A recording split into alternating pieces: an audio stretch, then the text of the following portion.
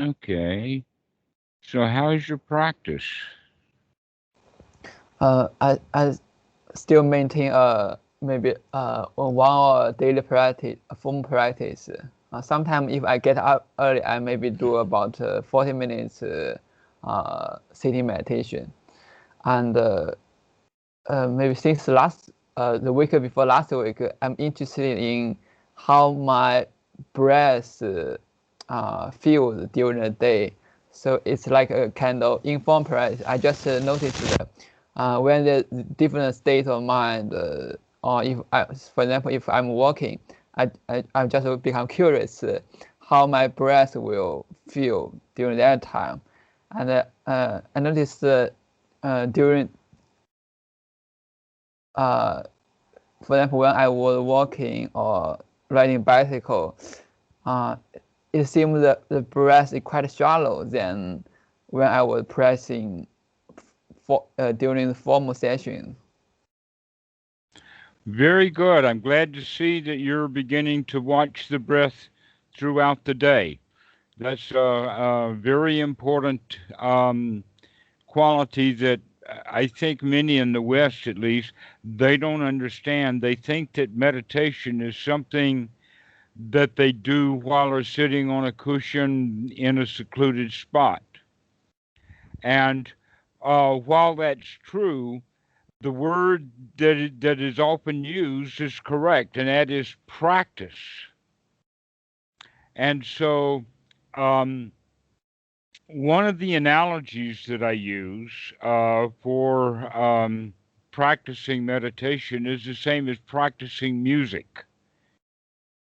All right, because there's many qualities that are there that are the same. But one quality that's different is that if the student is not practicing correctly, it's a little bit more difficult to figure that out. To where with music, when the student is not learning and playing it wrongly, you can hear it exactly when it happens. That's not the case, but in many other cases, for instance, very few people who learn to play music are able to do that on their own with just them and a musical instrument. That almost everyone, I don't in fact know of anyone, even those that are say they're self-taught, they have their heroes that they were watching. And so that's also very true about meditation, and I find it even more and more the case as time has gone on that students do need a guide. They need a what is in Buddhist terms called a kalyametta. Calumet. Kalyametta. It means basically it means a spiritual friend. It has the word metta in it, um, which is the word for friend. Uh, the the the Kalya has more to do with um, the fact that we're in noble training together, and so that's a major portion. Another part is that every student who learns to play a musical instrument in the beginning, they want to do it on their own in private. They don't even want mom to listen to what we're doing. We want to play with the piano and get familiar with it and learn through our mistakes, etc., like that, and get into to practice. But part of the intention of practicing in order to learn to play the piano, and I emphasize the word play because I'm really going to use that in a moment, is that we practice music for the entertainment, mostly for other people. In other words, we go out into public and we perform. That is also true with meditation, that if you are in fact getting good benefits from your practice of meditation, then there will be things out in the open that people can begin to see. I've had a number of students who have remarked that their friends say there's been some changes that everyone can see. All right. And so we begin to perform the Dhamma as we can think of it.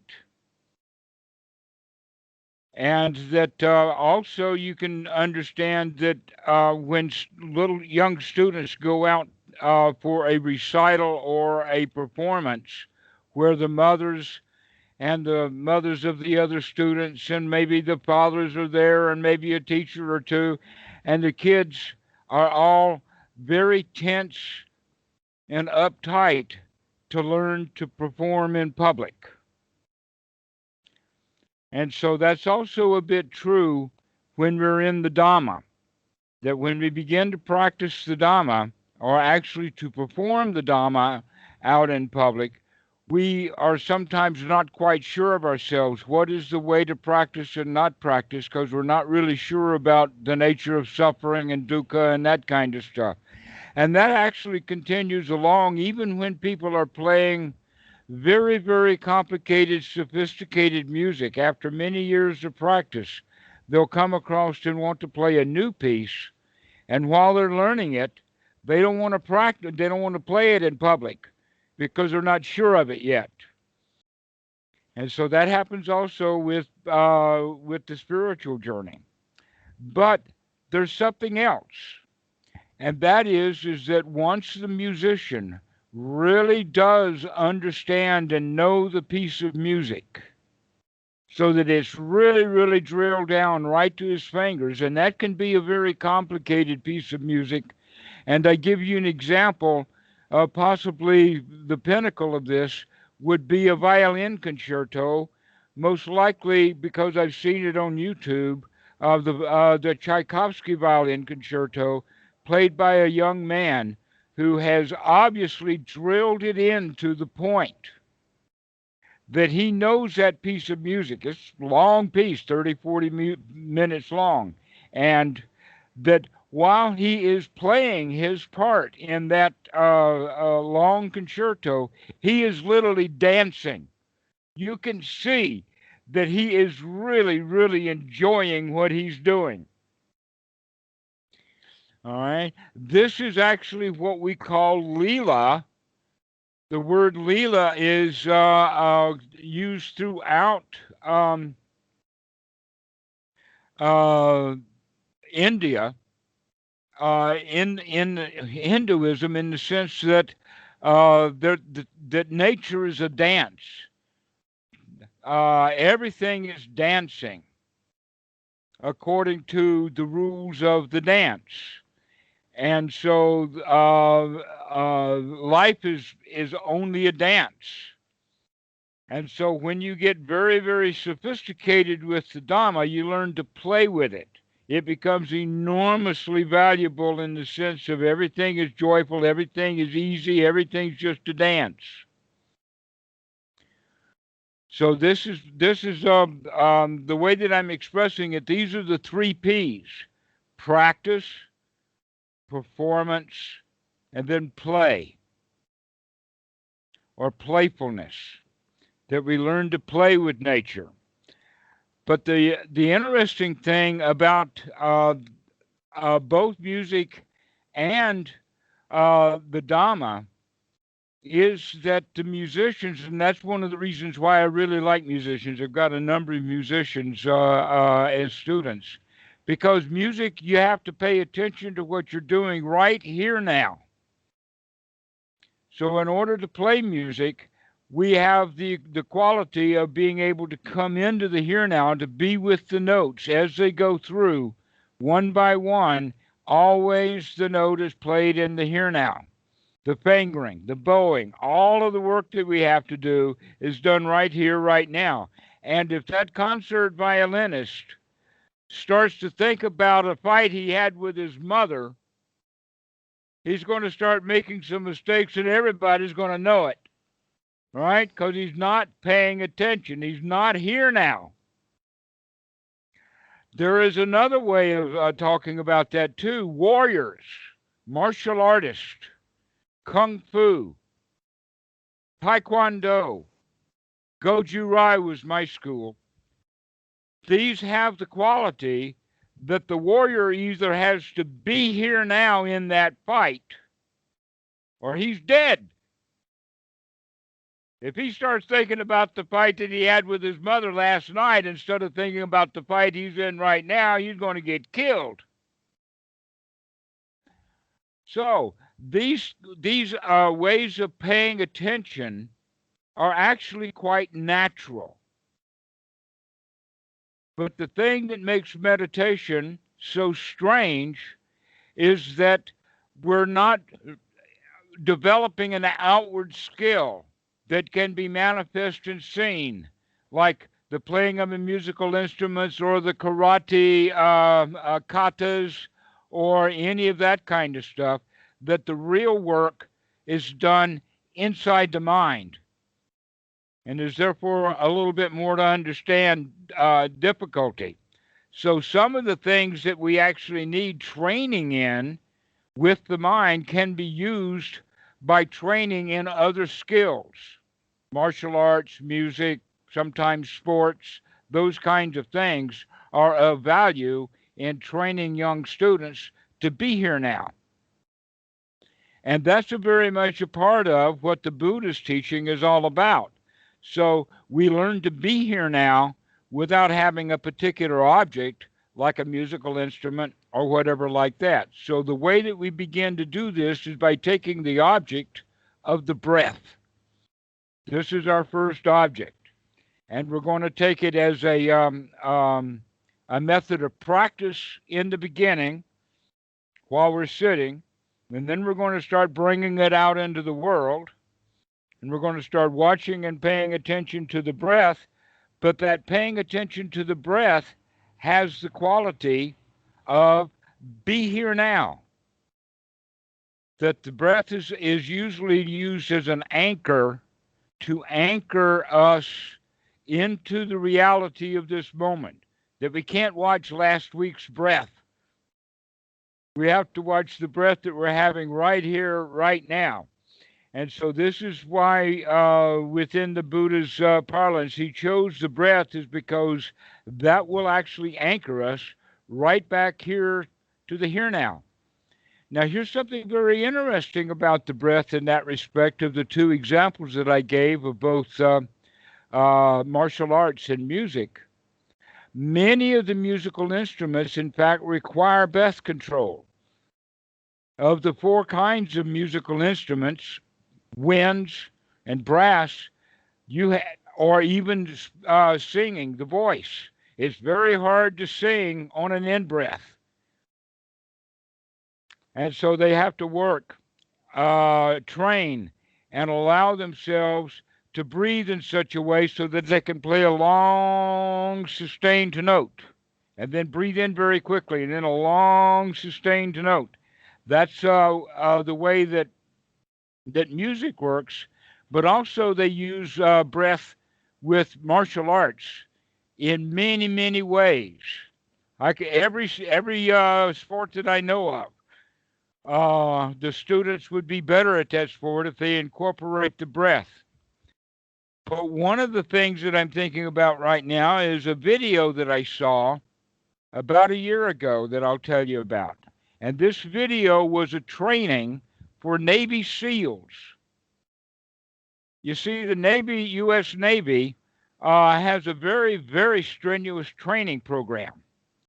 And it's so strenuous that of all of the students who get in, only a very few get in. And of those who do get in, only 25% are able to master the course. And instead of wanting to make the course have higher graduation by making the course easier, they started looking for training techniques and tools that they could use so that the students could pass. And so the things that they found that were the most difficult for the students were times like late at night when they're walking through a swamp up to their neck in water with their rifle held over their head. This is a time when most of the recruits would really freak out. They're cold, they're tired, they're wet, And so what they found out was is that giving these Marines, or actually these Navy SEALs, trainings with the breath allowed them to increase the number of students who were able to pass by double, so that only half of the students got washed out simply by bringing breath control into their program for the training of the Naval SEALs. Well, here's the thing about the breathing and breath control that they were doing. No one sat on the floor in seclusion. That wasn't part of their training. All of their training was active. Be here now, be in the moment, keep breathing, keep breathing, keep breathing. I know you're cold, I know you're tired. Keep breathing, keep breathing. This is what they were training them, and that's why they were able to bring up their uh, uh, graduation rate. So this is a major point that we have to understand is the Buddha was on to something 2,500 years ago that is so real that we use it in so many different ways now. How valuable it is if we put it back to the original use that the Buddha wanted us to put it to, so that it helped us to be here now, not just in stressful moments, where especially when those stressful moments were intentionally put on us, like in a training camp. But stressful moments can happen anytime, and we need to be ready for them, need to be aware of them, and need to know how what to do about them. And in this case, and back in all cases, making sure that we've got our breath. Because here's something that's very interesting, and that is that when people get tired or when they get afraid, the human um, anatomy, right out of our DNA from the ancient deep past, 100,000, 200, maybe a million years ago, that predators normally could not see things in a distance unless they were moving. That the eyes that all mammals and all have are best used to see movement. Therefore, if I can see a predator before he sees me, it's a good idea for me to freeze, to stop moving, because that may be the best chance of me staying alive. If I turn around and run away, he might catch up with me because he can see me. And so this is why we have this natural coming out of the deep past, is for us to go into a freeze state in preparation for fight or flight. But this freeze state is a very dangerous state for humans because it needs for us to either go into flight or fright, but to not stay in that frozen state. And yet, so many humans walk around in a state of perpetual fear, in a perpetual state of not breathing well, of in a state of frozen animation, frozen in fear. That allows the reptilian brain, the part of the brain that's in the back. The frontal cortex I call the human brain, and the back part is by science in the West is called a reptilian brain. Some of my students call it their lizard brain. So the lizard brain is that which will control the breath while it's not being controlled consciously.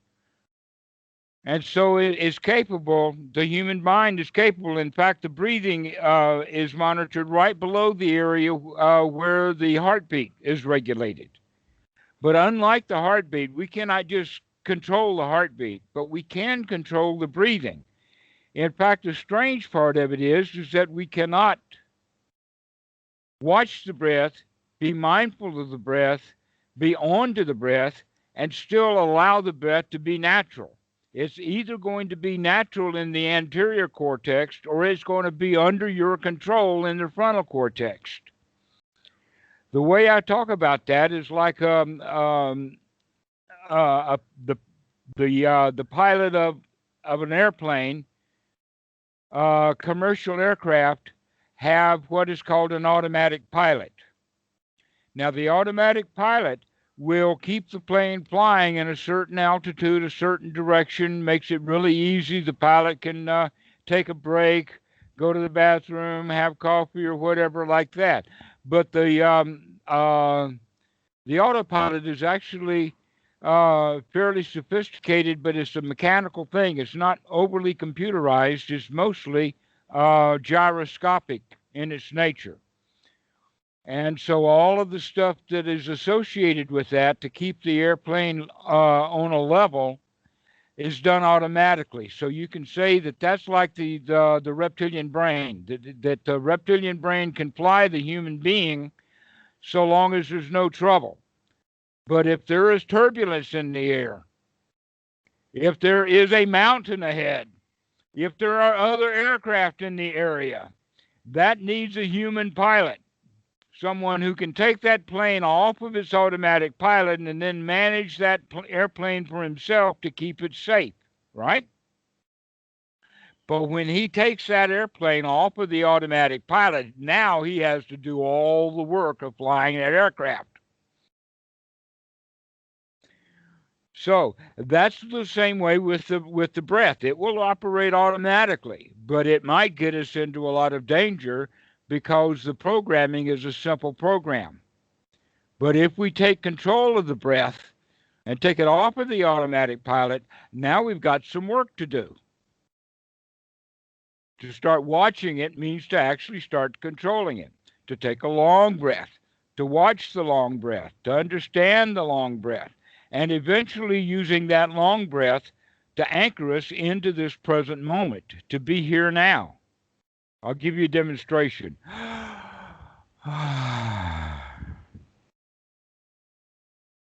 just just be here. Be here now.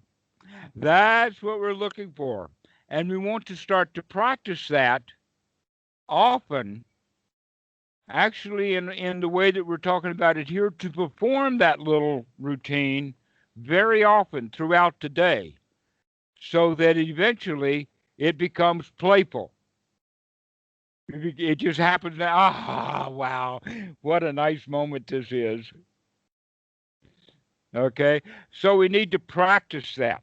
That's what needs to be practiced, is that moment that we have that sati. We've talked about these four things before, and that is we're developing right view as we progress along.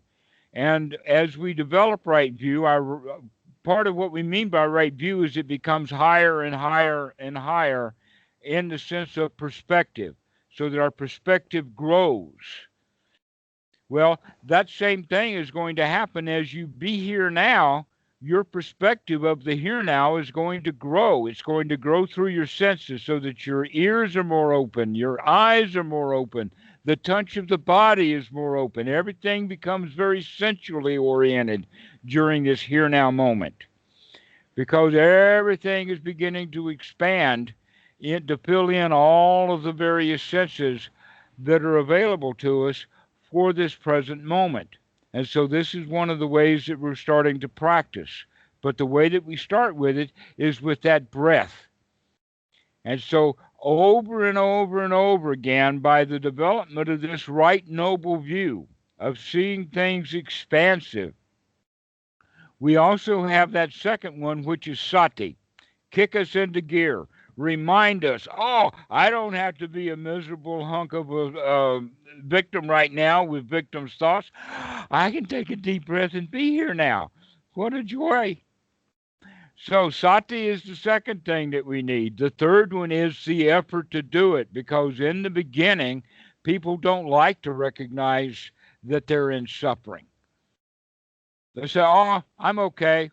I got good thoughts. But then they're never ever going to be able to practice or get anywhere.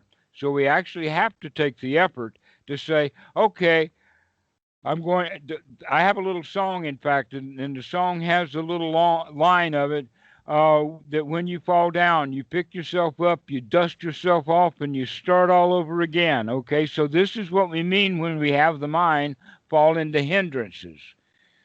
When the mind has wandered away from our sitting meditation, or when something occurs and sati happens during the day, then we're going to just drop whatever was in the mind. And sometimes that dropping is more like, let go of the darn thing. But we literally drop whatever we were thinking and come into the present moment. And in the present moment, what we're going to find is the body. We're going to find sight. We're going to find hearing. We're going to find the senses, because that's the only way that we can relate to the world is through our sensory system. And so we begin to wake up that sensory system, and we do that through this right effort. Now, the last item that we're looking at is the quality of right attitude.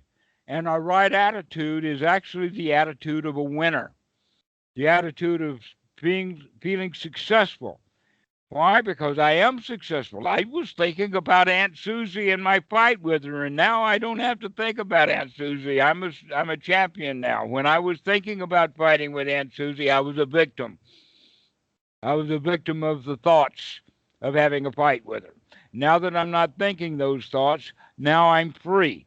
Okay, so this is the way that we have to start looking at it, that we become successful in this practice. When we come back to the breath, it's almost in a joyful, thankful way. Oh, thank you, breath, for reminding me to come back to the present moment. So, with these four factors, right attitude, right effort, right mindfulness, they all circle around right view, right noble view. So as your view increases, so will the other factors of the path. And so these are the beginning factors that we spend most of the time on, but eventually we're going to bring in the other factors of the path, especially when these factors become enlightenment factors.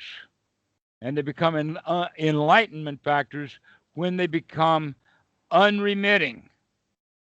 What do I mean by unremitting? Unremitting means come back, keep coming back, keep coming back. Every time you get knocked down, you get back up and you come back. There's a lot of movies, in fact, that show that, about two guys that are fighting, and one guy keeps getting knocked down, and everybody says, oh, just stay down, and he always keeps getting back up. Let me see. One of the movies that I know about that is called Cool Hand Luke. But there's a number of movies that have that theme, that we just don't stay down when we're knocked down. We get back up.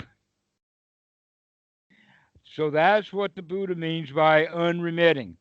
So in that regard, when we get knocked down, that means like that we become the victim again. All right, so what do? We get back up. We keep getting back up over and over and over again, unremitting. We won't quit. So when we do that, when we add that quality of unremitting mindfulness, unremitting right view, unremitting right view in the sense of investigation, unremitting investigation, when our effort becomes unremitting, it actually acts more like an energy.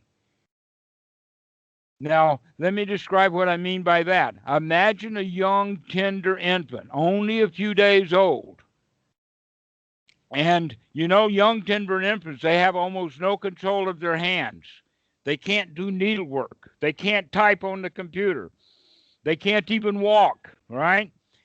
If that tender infant has their hand touch a hot coal, or their foot touches a hot coal, the hand itself will instantly withdraw from that hot coal, and the hand is completely withdrawn before the baby ever starts to cry.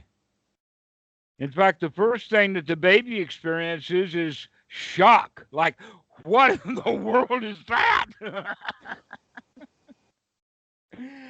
But that happens after the hand withdraws. The hand withdraws itself, right?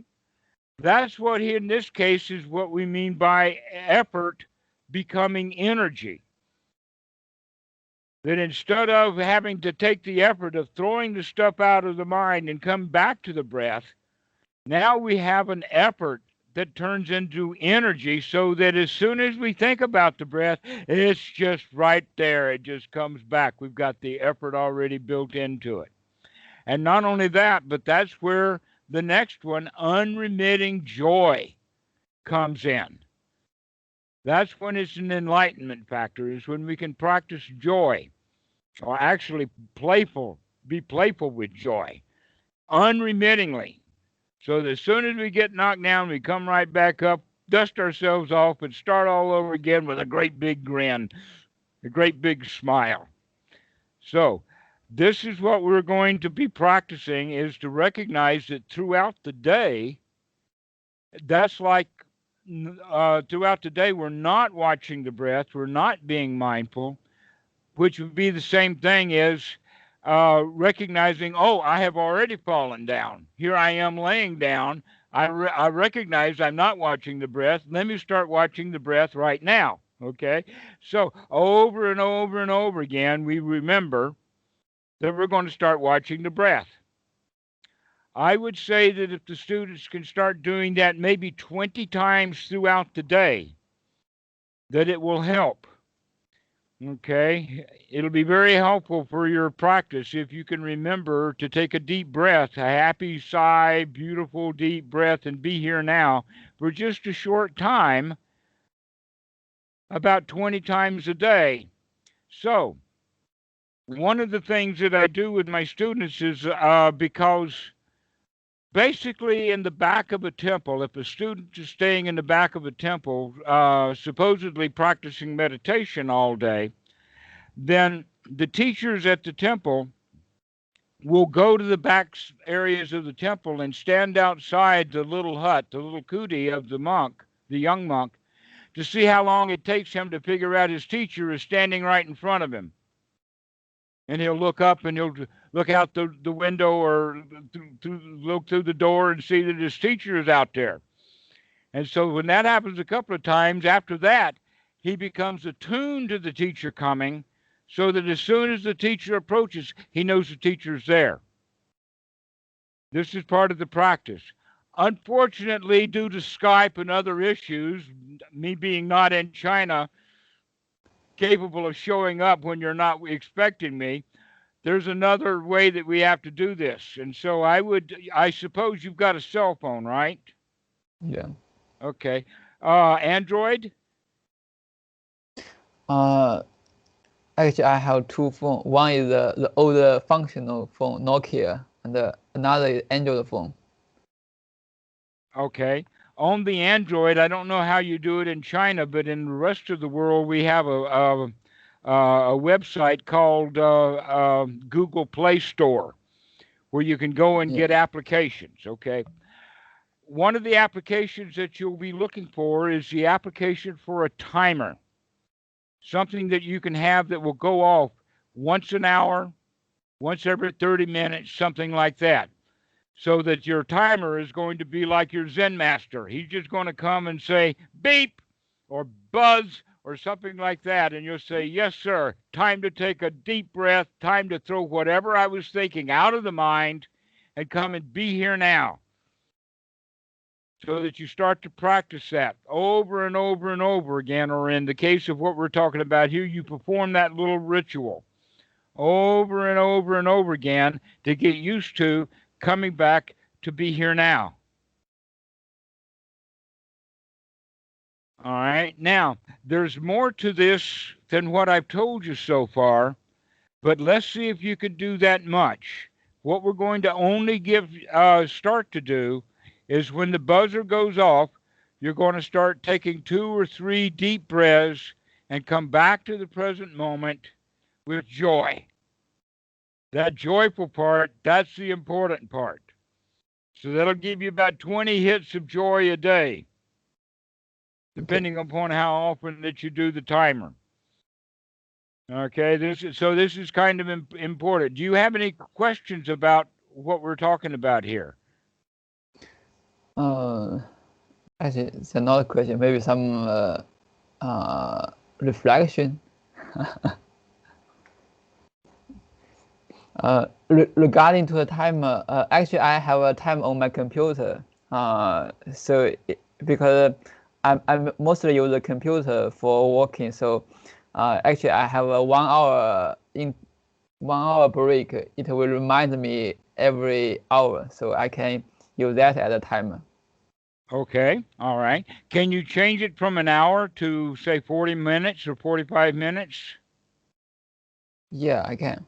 Okay, then I would say set it for yourself because you've already had some experience with doing this all day anyway. Set it to something strange, like maybe 46 minutes. Mhm. Okay, and the reason that I say something strange is because if it's exactly an hour, then you'll get used to that. What we're looking for is for it to be a little bit difficult to ascertain so that you start to think about doing the practice even when the the beeper's not going off, that you can do it between beeps, because the more you do this, the better. Remember that in America or in the English language, when we talk about meditation, we use the word practice. And a lot of students don't understand why they use the word practice in the sense of practicing what and practicing for what. All right? Actually, what we're practicing to do is to be here now in the present moment. And so once the students learn how to be in the present moment sitting on the cushion, now we're also going to work with being in the present moment all throughout the day so that we can wake up and be here now and see what's going on. And after we have the capability of seeing what's going on, now then we will go into the Four Noble Truths so that we can start seeing the Four Noble Truths in action. Now, I know that a lot of people have the idea that the Four Noble Truths is kind of like a topic of study or a book to read or a piece of information, but that's actually not the case. The Four Noble Truths are actually something to be observed in this present moment to see the way that the thing works. So that's what we're going to start doing. We're going to start operating in the sense of getting ready to see things that sometimes are going to fly by so fast that if you're not there for it, you're going to miss it. Okay? Here's an example of that. That you're a warrior out in the field and you turn and you look over your head and somebody's just shot an arrow and here it comes straight at you. Are you capable of getting out of its way? All right? That's the kind of the way that we're going to look at it, because sometimes the arrows, the slings and arrows of outrageous fortunes of suffering, dukkha, here it comes. And if I'm not capable of seeing it when it's coming and have the ability to get out of its way when it's on its way, then I'm going to get hit with it. So in that regard, the teaching of the Buddha is very, very much like warfare. Only the instruments of war are not weapons; they're mental. And not only that, but it's not an enemy out there that's slinging these arrows of misfortune towards us. It's ourselves that are launching them. It's something that we do for ourselves. So after we get attuned to seeing what we're doing to ourselves and be able to get out of the way of it, after that, it's our job to stop doing that stuff to ourselves, to stop hurling those arrows. Now, in this regard, those arrows that we're talking about is mostly what we think of as feelings. Feeling good, feeling bad, ouch, I don't like this, I don't like that kind of thing. And so we'll talk about that later. But I want to make sure that you're into the idea of setting a timer and getting that going so that every time that timer goes off, you can come back and be here in the moment. Start paying attention to what's happening right now. Does that make sense to you? Yeah. So based on your suggestion, so maybe a better way is to write a program to make a sound randomly. So this is a better idea. Okay, if you can do that, yeah, I would randomize it. Can you put a normal distribution on it? Yeah, I In the can. randomizing function, you can put it to a normal distribution. Okay, then I would say put the midpoint of the distribution at, say, 30 minutes Mm-hmm. with a standard deviation of 2. Okay, 30 minutes per Okay, 2 minutes. Okay. that'll make it easy for you so that most of the time it's around 30, but sometimes it's a long time and you start, where's it come from? And once in a while it'll be, oh, very quickly, here it comes again. You know about standard, you already know what I'm talking about, I'm sure. So 10 Yeah. standard deviations down at once every 10 minutes, that's very rare. Yeah. 10 standard deviations is really rare. But anyway, try it like that. That would be a good thing. And what language are you going to do it in? I think I'm going to use Python. In Pascal? Does it, Python. huh? Python. Python. Python. Python. Yeah, Python. yeah, Okay. yeah. Right. Okay. Pascal's a really old system, so I'd have a lot of questions for you. But Python, excellent. No problem. Okay. Tell me how that operates. Tell me how it goes. I'd really like to hear that. Okay. I'll Okay. report to you next I meet you. Excellent. Okay. Anything else? Any other questions that you have for right now? Um, last time you said you are talking about you are going to talk about 5 aggregates. So we'll do it next time or this time. Yeah, let's do the 5 aggregates next time. Okay. Okay. Let's go ahead and practice this that I've given you today, and next time we'll talk about the 5 aggregates. Remind me soon, or I might go off somewhere else. But yeah, I think you're ready for the 5 aggregates, so let's do that next time. Okay. Okay? Yeah. I have another question about in the beginning you said meditate need some reflection feedback. I know some guys they use some equipment from neuroscience to detect the state of the brain when you are meditating. Then they let the machine give you feedback. Have no such thing. They're just beginning to do that. The best work is being done with what is called a functional MAR. Yeah, yeah, Okay.